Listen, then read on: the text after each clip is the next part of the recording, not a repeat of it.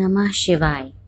आज मैं आप सबके लिए हरितालिका व्रत कथा लेकर आई हूँ। इस व्रत को भादो माह की शुक्ल तृतीया को किया जाता है, जिसमें पत्नियां अपने पति की लंबी आयु के लिए निर्जला व्रत रखती हैं। तो आइए सुनते हैं हरितालिका व्रत कथा। श्री सूत जी कहते हैं कि कल्प वृक्ष की माला से सुशोभित अलकों वाली और दिव्य वस्त्र धारण करने वाली श्री पार्वती जी को और मुंडों की माला से विभूषित मस्तक वाले दिगंबर श्री शिव जी को प्रणाम करता हूँ। एक समय रमणीक कैलाश पर्वत के शिखर पर बैठी हुई पार्वती जी ने भगवान शिव से पूछा कि हे महेश्वर, आप मुझे कोई गुप्त से गुप्त व्रत कथा बताइए। हे स्वामी, यदि आप मुझ पर प्रसन्न हैं तो ऐसा व्रत बताने की कृपा करें जो सभी धर्मों का सार हो और जिसको करने से थोड़ा परिश्रम हो और फल अधिक मिले। हे प्रभु, किस तप, व्रत या दान से आप जैसे परमेश्वर जो अनादि अनंत हैं हमें प्राप्त हुए हैं? शिव जी बोले, हे देवी, हे प्रिय, सुनो, जो गुप्त रखने योग्य मेरा सबसे उत्तम व्रत है वह मैं तुम्हें बताता हूँ। जैसे तारागणों में चंद्रमा, ग्रहों में सूर्य, वर्णों में ब्राह्मण, देवताओं में विष्णु भगवान, नदियों में जैसे गंगा, पुराणों में महाभारत, वेदों में सामवेद, इंद्रियों में जैसे मन श्रेष्ठ है, वैसे ही यह व्रत सब व्रतों में श्रेष्ठ है। शास्त्र ने पुराण को वेद का सर्वस्व कहा है, उसी प्रकार यह व्रत संपूर्ण व्रतों का सार है। अतः मैं एक प्राचीन व्रत बतलाता हूँ, तुम सावधान होकर सुनो। जैसा मैंने देखा है मैं तुमसे कहता हूँ। इसी व्रत के प्रभाव से ही तुमने मेरा अर्धासन प्राप्त किया है। तुम मेरी परम प्यारी हो, इसी कारण वह सारा व्रत मैं तुम्हें सुनाता हूँ। भादो के महीने में हस्त नक्षत्र से युक्त शुक्ल पक्ष की तृतीया तिथि को यह व्रत करने से स्त्रियां सब पापों से मुक्त हो जाती हैं। हे देवी, तुमने आज से बहुत दिनों पहले हिमालय पर्वत पर इस व्रत को किया था, वह वृतांत मैं तुमसे कहूँगा। पार्वती जी बोली, हे नाथ, व्रतों में उत्तम यह व्रत मैंने किस प्रकार किया था, यह सब मैं आपके मुख से सुनना चाहती हूँ।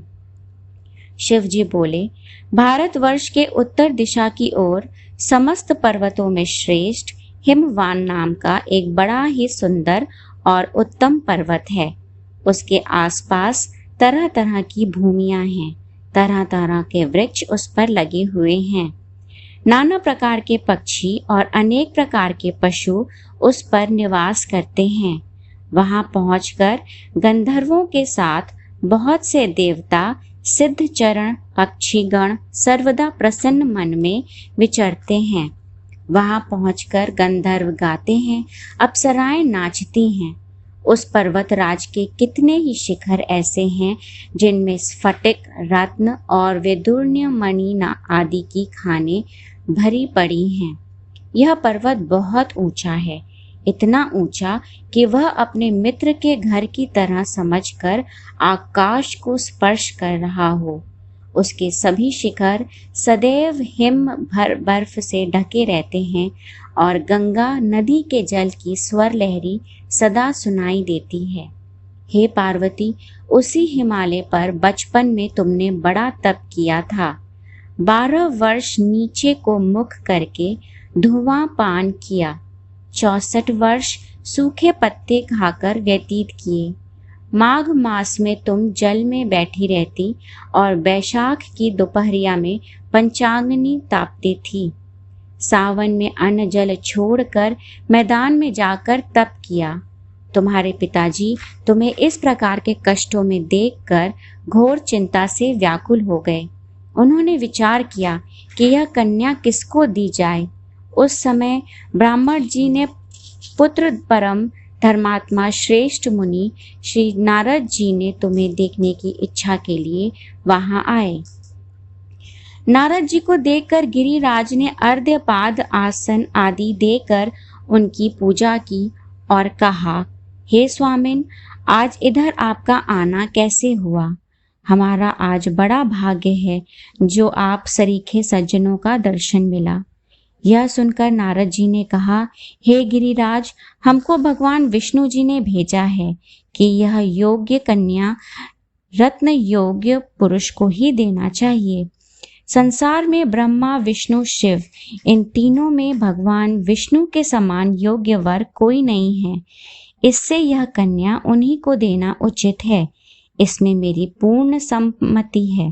हिमालय ने कहा, भगवान विष्णु जब स्वयं मेरी कन्या के लिए प्रार्थना कर रहे हैं और आप यह संदेश लेकर भी आए हैं, तो मैं उन्हें ही अपनी कन्या दूंगा। यह सुनकर नारद जी आकाश में अंतर्ध्यान हो गए। वे पीतांबर, शंख, चक्र और गदाधारी भगवान विष्णु के पास पहुंचे। वहां पहुंचकर नारद जी बोले, हे देव, आपका विवाह पक्का हो गया। इतना कहकर नारद जी बैकुंठ से घर चले आए। इधर हिमालय ने अपनी पुत्री गौरी से प्रसन्न होकर कहा, हे पुत्री, मैंने भगवान विष्णु से तेरा विवाह पक्का कर दिया है। पिता की यह बात सुनकर पार्वती अपनी सखी के घर चली गई और पृथ्वी पर व्याकुल होकर विलाप करने लगी। तुमको इस तरह विलाप करते देख तुम्हारी सखी ने पास आकर कहा, हे देवी, तुम क्यों इतनी दुखी हो? इसका कारण बताओ। तुम्हारी जो कुछ भी इच्छा होगी मैं यथाशक्ति उसको पूरा करने की कोशिश करूंगी। इसमें कोई संशय नहीं है। पार्वती जी बोली, हे सखी, मुझे प्रसन्न करना चाहती हो तो मेरी अभिलाषा सुनो। मैं केवल महादेव जी को अपना पति बनाना चाहती हूँ, परंतु मेरे पिता इसके विपरीत करना चाहते हैं। इससे हे प्यारी सखी, मैं अपने शरीर को त्याग दूंगी। पार्वती के ऐसे वचन सुनकर सखी ने कहा, हे पार्वती, शरीर का त्याग न करो। चलो ऐसे वन में चल जहाँ तुम्हारे पिता को पता न लगे।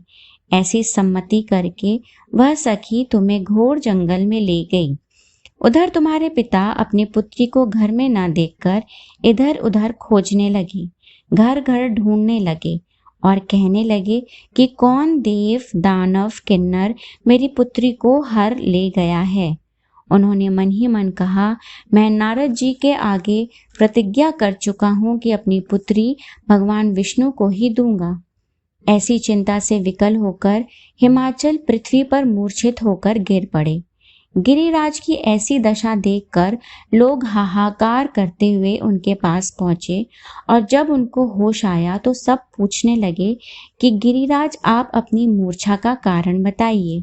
तब हिमाचल ने कहा, मेरी मूर्छा का कारण यह है कि किसी दुष्ट आत्मा ने मेरी कन्या को हर लिया है, अथवा किसी काल सर्प ने उसे काट लिया है, या सिंह बाघ ने उसे मार डाला है। मेरी पुत्री कहाँ गई? न जाने उसे कौन दुष्ट हर ले गया। ऐसा कहकर वे शोक से पीड़ित वायु के झोंके से कंपित वृक्ष सा कांपने लगे। तदुपरांत तुम्हारे पिता तुम्हें ढूंढने के लिए एक जंगल से दूसरे जंगल में घूमने लगे, जो बड़े बड़े सिंह, बाघ, भालू, स्याही आदि हिंसक जीवों से भरा था। इधर अपनी सखी के साथ एक घोर वन में तुम भी जा पहुंची। वहां एक सुंदर नदी बह रही थी और उसके तट पर बड़ी सी गुफा थी जिसे तुमने देखा। तब अपनी सखी के साथ तुमने उस गुफा में प्रवेश किया। खाना पीना त्याग कर वहां तुमने मेरा पार्वती युक्त बालू का लिंग स्थापित किया। उस दिन भादो मास की तृतीया थी, साथ में हस्त नक्षत्र भी था। तदुपरांत गाना बजाना व रात जागरण भी किया। इस प्रकार तुम्हारा परम श्रेष्ठ व्रत हुआ।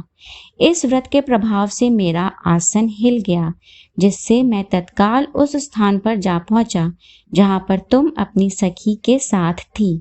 वहां पहुंचकर मैंने तुमसे कहा कि हे वरानने, मैं तुझ पर प्रसन्न हूँ, वर मांगो, तुम क्या चाहती हो?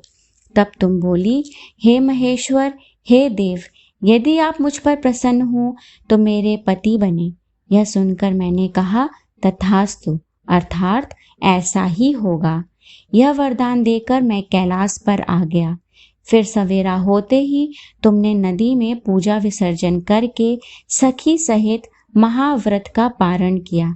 इसी समय तुम्हारे पिता हिमाचल तुम्हें ढूंढते हुए वहां पहुंचे। चारों दिशाओं में तुम्हें जब न पाया तब वे व्याकुल होकर पृथ्वी पर गिर पड़े। तदुपरांत वहां 2 कन्याएं सोती हुई देखी।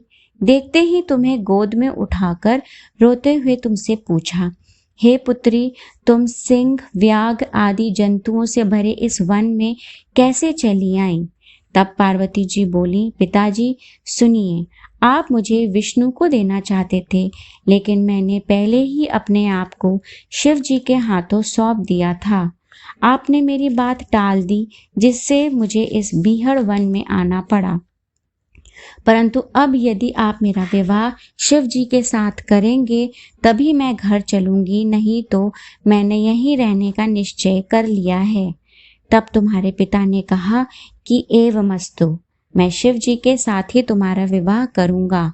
उनके ऐसा कहने पर ही तुम घर पर आई और मेरे साथ तुम्हारा विवाह संपन्न हुआ।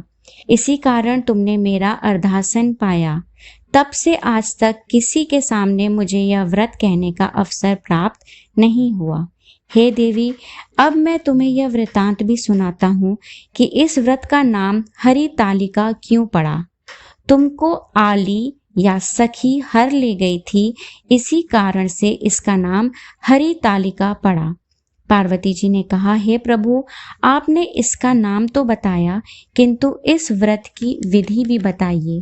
इस व्रत को करने से क्या पुण्य लाभ मिलता है, वह क्या फल मिलता है, तथा किस प्रकार से कौन इस व्रत को कर सकता है। तब शिव जी पार्वती जी से बोले, हे प्रिय, यह व्रत स्त्री के सौभाग्य का कारण है। जो स्त्री सौभाग्य चाहती है वह यत्न पूर्वक इस व्रत को करे। व्रत के दिन पूजा के लिए पहले केले के खंबे आदि से सुशोभित कर एक सुंदर मंडप बनाए। उसमें रंग बिरंगे रेशमी कपड़े से चंदवा लगाकर चंदन आदि सुगंधित द्रव्यों से वह मंडप लिपवाए। फिर शंख, भेरी, मृदंग आदि बजवाएं। वह मंडप मेरा मंदिर है, इसलिए नाना प्रकार के मंगल गीत वहां होने चाहिए। शुद्ध बालू का मेरा लिंग श्री पार्वती के साथ ही वहां स्थापित करें। उस रोज दिन भर उपवास कर बहुत से सुगंधित फूल, गंध और धूप, नाना प्रकार के नैवेद्य आदि एकत्र कर मेरी पूजा करें और रात भर जागरण करें। ऊपर जो वस्तुएं गिनाई गई हैं उनके अतिरिक्त नारियल, सुपारी, जमीरी, नींबू, लौंग, अनार, अनारंगी आदि जो जो फल प्राप्त हो सके उन्हें इकट्ठा कर लें। उस ऋतु में जो फल तथा फूल मिले विशेष रूप से रखें। इसके बाद धूप दीप आदि से पूजन कर यह मंत्र कहें, शिव शांत पंचमुखी शूली नंदी भृंगी महाकाल गणों से युक्त शंभु, आपको नमस्कार है। शिवा शिवप्रिया प्रकृति सृष्टि हेतु श्री पार्वती सर्व मंगला रूपा शिव रूपा जगत रूपा, आपको नमस्कार है। हे शिवे नित्य कल्याणकारिणे जगदम्बे शिव स्वरूपे, आपको बारंबार नमस्कार है। आप ब्रह्मचारिणी हो, जगत की धात्री सिंह वाहिनी, आपको नमस्कार है। संसार के भय संताप से मेरी रक्षा करो। हे पार्वती, जिस इच्छा से हमने तुम्हारी पूजा की है, हे महेश्वरी, उसे पूरा करो। और हे पार्वती, राज्य सौभाग्य संपत्ति हमको प्रदान करो। शिव जी बोले, हे देवी, इन मंत्रों तथा प्रार्थनाओं के द्वारा मेरे साथ तुम्हारी पूजा करें। तदनंतर विधि पूर्वक कथा सुने और ब्राह्मण को वस्त्र, गौ, सुवर्ण आदि प्रदान करें। इस तरह जो स्त्री अपने पति के साथ भक्ति युक्त चित्त से इस सर्वश्रेष्ठ व्रत को सुनती तथा करती है, उसके सभी पाप नष्ट हो जाते हैं और उसे 7 जन्म तक सुख तथा सौभाग्य की प्राप्ति होती है। ओम नमः शिवाय। शिव जी बोले, इसी कारण सभी स्त्रियों को प्रयत्न पूर्वक सदा यह व्रत करते रहना चाहिए। दूसरे दिन सुवर्ण, तांबा अथवा बांस या मिट्टी के पात्र में पकवान, फल, वस्त्र आदि दक्षिणा रखकर ब्राह्मणों को दान करें। दूसरे दिन व्रत का पारण कर भोजन ग्रहण करें। जो स्त्री इस प्रकार व्रत करती है वह मेरे समान पति पाती है, और जब वह मरने लगती है तो तुम्हारे समान उसका रूप हो जाता है, और पृथ्वी में विविध भोग भोग कर अंत में सायुज्य मुक्ति पाती है। यह कथा सुनने से स्त्री को हजारों अश्वमेध और सैकड़ों वाजपेय यज्ञ करने का फल प्राप्त होता है। हे देवी, इस प्रकार मैंने यह सब व्रतों में उत्तम व्रत बतलाया, जिसके करने से स्त्रियां सब पापों से निसंशय छूट जाती हैं। इति हरतालिका व्रत कथा समाप्त।